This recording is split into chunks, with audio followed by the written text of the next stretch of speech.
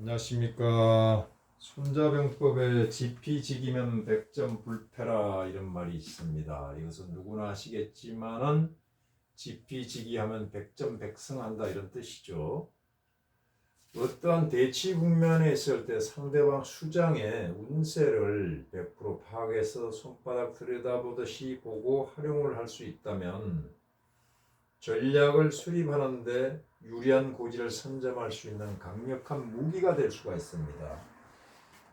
그러기 위해서 우리는 그 상대방 수장의 사주를 보게 되는데 그런 사람들일수록 이 사주 정보가 잘 맞지 않은 허위가 많이 있습니다. 그래서 기껏 사주를 풀어서 봤자 보기 좋게 빗나가는 경우가 이렇기 때문에 그렇습니다. 그러나 그 이름은 이것은 허위 이름이 없죠. 이것은 빼도 박도 못합니다. 이름을 풀어가지고 보게 되면 운세를 어떻게 맞출 수 있을까? 이것을 사주와 비교했을 때 어떤 적중력을 또 우리가 저울로 달아봐야 됩니다. 그런데 이 적중력도 대단히 높습니다. 어떤 경우는 사주를 능가하는 경우가 많이 있습니다. 그 방법론을 우리가 잘 몰랐을 뿐이지 이것은 분야가 다르기 때문에요. 잘 풀어서 보게 되면 죽는 날짜와 시간까지 바로 풀어서 볼 수가 있습니다.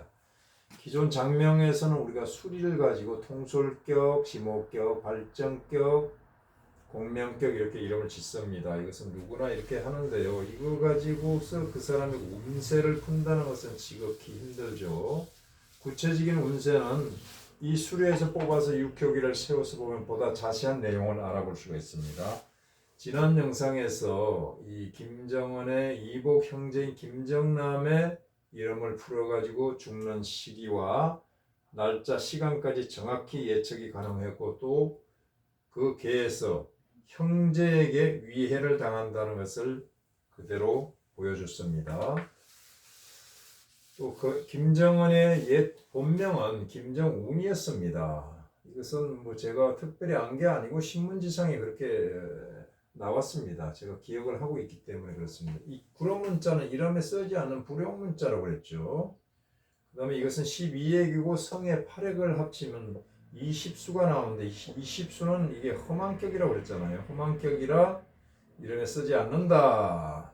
그래서 개명을 해서 언어로 썼다 이렇게 볼 수가 있고 이 이름에서 우리가 개를 뽑아서 봤을 때 이 개가 나오는데 관이성 개가 나오는데 새에 관이 붙어서 그대로 목극토하고 밑에 있는 형을 직하극을 합니다. 이것은 뭐냐면 내가 형을 배척한다, 용납하지 않겠다, 수틀리면 그냥 가만두지 않겠다 이런 뜻이고 형을 눌리고 있는 그런 형국입니다.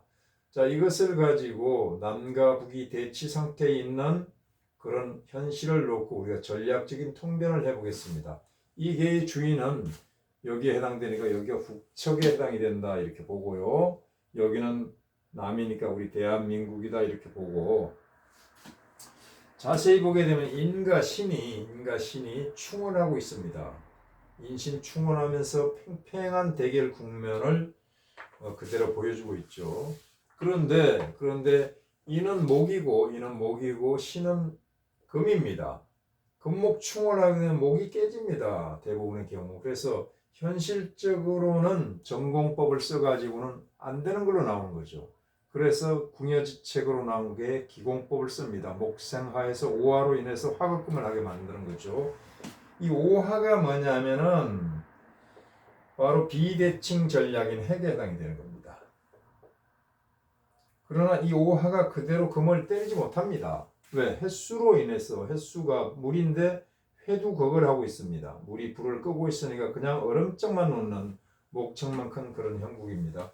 그래서 여기서 문부가 나오는데 문부는 뭐냐면은 그들이 말하는 전략과 전술입니다. 이것이 횟수로부터 얻어맞았으니까 그걸 당했으니까 이것은 제입니다. 제재를 제는 뭡니까? 제는 경제 제재를 받고 있다 이렇게 되고요.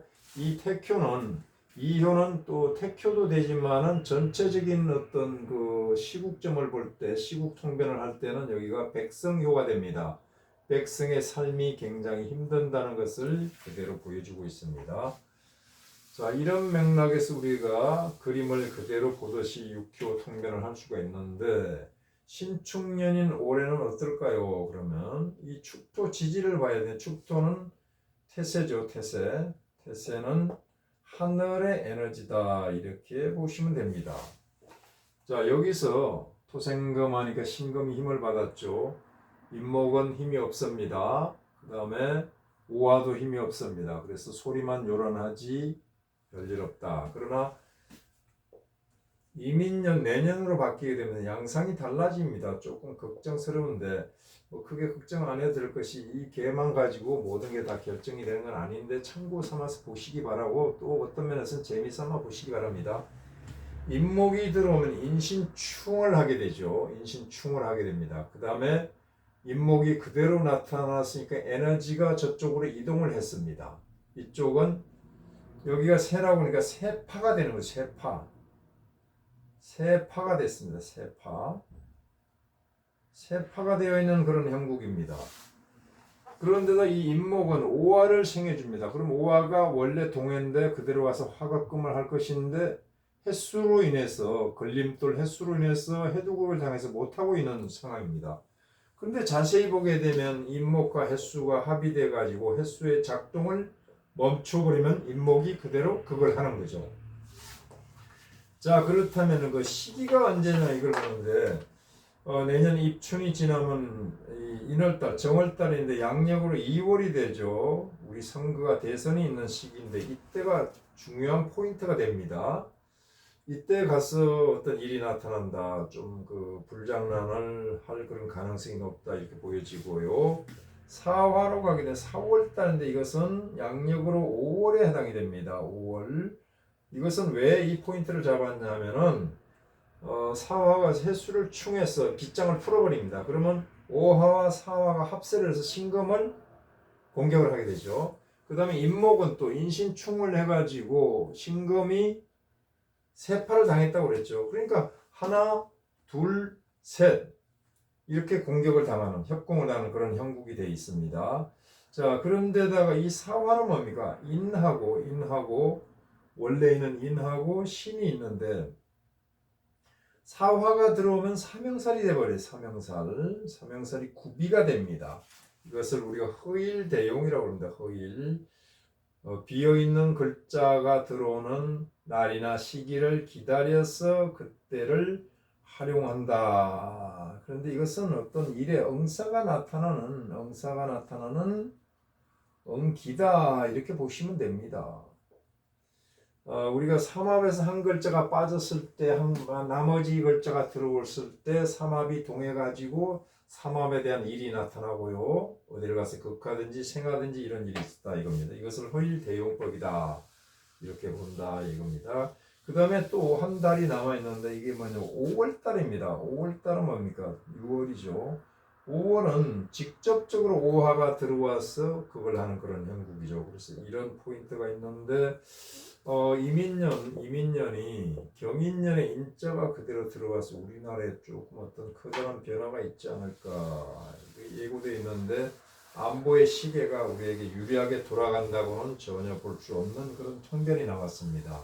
자, 그렇다면은 화해할 수 있는 방법은 없을까? 임가 신이 인신충을 하고 있던 여기는 목이고 여기는 금이죠. 금목충을 할 때는 여기다 수를 집어넣으면 됩니다. 금생수, 수생목. 결국은 여기서 이쪽을 수를 통해서 원조하는 건데 수는 뭐냐면 여기서 자수와 횟수는 보다시피 자수도 재고 횟수도 재입니다. 재니까 뭡니까? 경제적인 협력 정책을 써 나가는 방법 혹은 원조를 좀 한다든지 이런 거죠. 자, 여기선 자수가 아니라 오화가 신금을 극을 하고 있잖아요. 그런데 자수나 횟수가 와서 충을 놓고 오화를 제거시킵니다. 그렇다면 이 수는 한쪽으로는 소통시키는 외교적인 방법도 있고 한쪽으로는 그걸 하는 격태법도 있습니다. 이것은 관인상생이라고 볼 수도 있는 부분이고 이것은 신금 입장에서는 식신제살이라고도 볼 수 있는 이것을 바로 양수겹장을 두는 겁니다. 그래서 국민 정서에 좀 안 맞겠지만 우리 민족이 어차피 같이 가야 될 그런 운명에 있기 때문에 이런 정책도 한번 생각해서 차근차근 좀 일을 풀어나가면 좋을 것 같습니다. 이것으로서 통변을 마치겠습니다. 감사합니다.